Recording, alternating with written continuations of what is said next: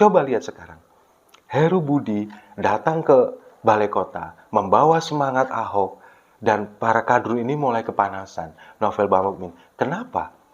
Kok akhirnya dia mulai kepanasan, kemudian juga ingin menggeruduk bahkan Balai Kota, ingin mengepung Balai Kota kalau misalkan Heru Budi ini berbuat aneh-aneh katanya.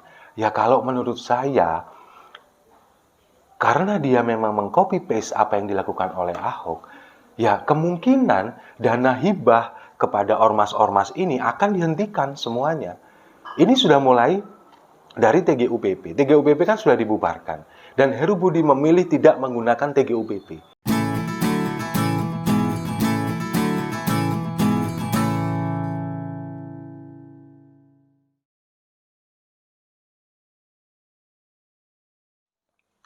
Salam damai untuk Indonesia. Berjumpa lagi bersama saya, Papa Dimas. Untuk informasi kali ini, mohon maaf ya sebelumnya lagi agak flu. Jadi mungkin suaranya agak sengau atau mungkin juga kurang jelas didengar ya. Info kali ini datangnya dari Novel Bamukmin yang sok jago mau ngepung Balai Kota DKI Jakarta. Sok jago banget emangnya orang. Jadi baru-baru ini setelah pergantian dari Gubernur DKI Anies Baswedan ke penjabat Gubernur DKI Heru Budi Hartono, Novel Bamukmin ini mewakili PA 212 ini memberikan statement bahwa dia akan mengepung Balai Kota. Berjanji akan mengepung Balai Kota. Karena apa? Karena dia menganggap bahwa Heru Budi Hartono ini adalah copy paste dari Ahok, dari Basuki Cahayapurnama. Nah, kalau menurut saya, kan kalau misalkan Heru Budi ini copy paste dari Ahok, kan bagus berarti. Iya kan? Dia akan mengembalikan Jakarta seperti dulu. Dan menurut saya, Heru Budi ini adalah antitesis dari Anies. Dan ini bagus dong. Tapi kenapa kok kelompok-kelompok intoleran ini, PA 212, kemudian juga yang diwakili Novel Bamukmin ini justru malah akan mengepung Balai Kota kalau misalkan Heru Budi ini akan melakukan tindakan yang menurut mereka nggak sesuai dengan mereka, begitu loh. Jadi Novel Bamukmin ini menganggap bahwa Heru Budi ini adalah gubernur bukan pilihan rakyat DKI, tapi yang dipilih atau ditunjuk oleh oligarki untuk mengacaukan Jakarta, katanya begitu. Padahal kalau kita lihat, selama 5 tahun, gubernur yang kalian pilih, yang kalian bantu untuk menangkan dengan cara culas, coba lihat hasilnya. Gimana? Sebagian besar masyarakat DKI Jakarta dikibulin. Kalian semua dibohongin dengan mulut manisnya tanpa ada tindakan nyata untuk pembenahan dan perbaikan Jakarta ke depannya. Coba sekarang lihat, penanganan banjir, anggarannya disunat, kemacetan di mana-mana. Seharusnya jalan diperlebar untuk menghindari kemacetan, dipersempit, dibikin trotoar pedestrian, kemudian sumur resapan yang bikin rusak aspal jalan. Coba lihat itu gubernur pilihan rakyat Jakarta. Kalau saya rasa 58% warga Jakarta yang memilih Anies, menurut saya mungkin hampir lebih dari 50%-nya menyesal sekarang. Dan sekarang akhirnya mereka bersyukur karena sudah ada Heru Budi yang mengadopsi cara kerja Ahok. Karena apa? Ya kalau menurut saya, Heru Budi ini memang ditunjuk karena dia berkompeten di bidangnya. Dia sudah punya pengalaman di DKI. Dulu pernah menjabat sebagai wali kota Jakarta Utara. Kemudian pada saat Ahok menjadi gubernur, dia ini menjadi kepala bagian BPKAD, kepala bagian pengelolaan keuangan dan aset daerah. Nah ini kan berarti orang yang benar-benar kompeten dan sangat dipercaya. Coba bandingkan dengan Anies Baswedan yang hanya pamer penghargaan, tapi kerja nyatanya nggak ada. Penghargaannya bisa saja dibeli, bisa saja. Saya nggak nuduh ya. Tapi kan bisa saja dibeli. Karena apa? Karena kerja nyatanya nggak ada, tahu-tahu dapat penghargaan. Pamer udara bersih di Jakarta pada waktu PPKM. Ya iyalah, nggak ada kendaraan yang lalu lalang di Jakarta pada waktu itu. Ya otomatis polusi berkurang, udara Jakarta pasti bersih pada waktu itu. Tapi giliran COVID sudah mulai melandai, aktivitas masyarakat sudah kembali normal. Coba lihat sekarang. Polusinya juga semakin banyak, semakin pekat. Angka kemiskinan di DKI juga sampai detik ini semakin banyak. Bagaimana? Apakah itu gubernur pilihan kalian? Lalu kemudian, kalau melihat sepak terjang Heru Budi ini, baru 1 hari dia menjabat sebagai PJ Gubernur. Dia sudah mengadopsi cara Ahok, yakni membuka meja pengaduan di Balai Kota DKI. Nah, ini yang selama 5 tahun ini ditiadakan oleh Anies Baswedan, diganti pengaduan melalui Jaki, Jakarta Kini, melalui aplikasi. Tapi ternyata ini nggak efektif. Buktinya, dalam pengaduan kemarin yang dibuka selama 2 hari ini, coba kita lihat, banyak sekali warga yang mengadukan adanya pungli, kemudian tidak menerima bansos, banyak sekali. Nah, ini menunjukkan apa? Menunjukkan selama 5 tahun, pengaduan yang dilakukan diinisiasi oleh Anies Baswedan berupa Jaki ini, aplikasi Jaki Jakarta Kini ini nggak maksimal, nggak efektif.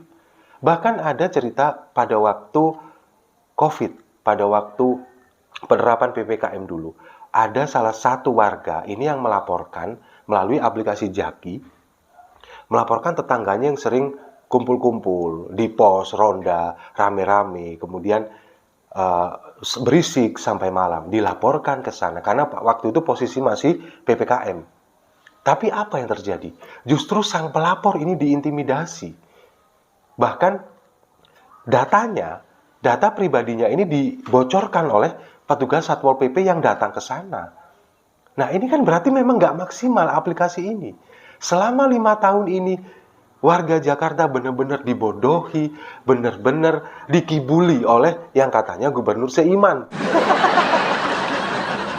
Ini gubernur pilihan kelompok-kelompoknya Novel Bamukmin yang dimenangkan dengan cara culas. Nah, sekarang gebrakan baru lagi dari Heru Budi. Kemarin dia ini berkoordinasi dengan Kementerian PUPR, dengan Pak Basuki untuk mengatasi masalah banjir yang ada di Jakarta. Jadi dia sudah memetakan penanganan banjir ini nggak bisa dengan sumur resapan, nggak bisa dengan toa, nggak bisa. Dia tahu akar permasalahannya ini harus dipetakan dari sumber datangnya banjir ini. Ada 3 menurut Heru Budi, mulai dari rob, kemudian dari air hujan, dan dari banjir kiriman di daerah hulu, daerah penopang DKI. Nah, ini yang akan dicarikan solusinya. Sebetulnya master plan-nya sudah ada dari pemerintah pusat, bahkan di tahun 2020 Presiden Jokowi ini sudah menegaskan, mau dengan naturalisasi, mau sungai ini dinormalisasi, yang penting master plan ini dijalankan. Nggak bisa dengan kata-kata, dengan sumur resapan, apalagi dengan toa. Nggak bakal bisa. Apapun namanya, diganti-ganti apapun namanya, tetap itu banjir, bukan parkir air. Dan itu, selama 5 tahun itu yang dilakukan oleh Anies. Coba lihat sekarang.